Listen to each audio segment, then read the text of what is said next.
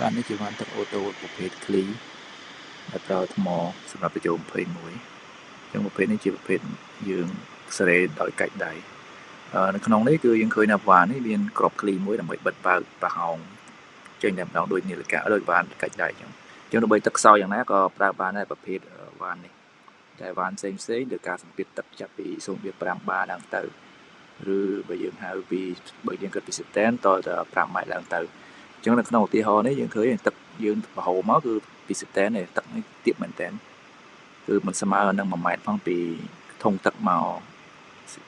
នាឡិកាទឹកអញ្ចឹងទោះបីទឹកខ្សោយប៉ុណ្ណឹងក៏យើងបើកទៅដែរនាឡិកានេះអញ្ចឹងអត់មានប្រភេទណាក្រៅពីប្រភេទ Klee ដែលយើងអាចដាក់ឲ្យវាដើរអញ្ចឹងសម្រាប់ទឹកខ្សោយគឺយើងមានតែប្រើប្រភេទ Klee នេះទេអញ្ចឹងអានេះនៅក្នុងនេះយើងមានកន្លែងសេរីថាដើរម្ដងប្រហែលនាទីហើយក្នុងប្រហែលម៉ោងដើរម្ដងអញ្ចឹងឧទាហរណ៍ថាយើងចង់ឲ្យមួយថ្ងៃដើរម្ដងយើងកាច់តែ24ម៉ោងហើយយើងចង់ឲ្យស្រោចប្រហែលនាទីម្ដងយើងកាច់ទៅខាងស្ដាំ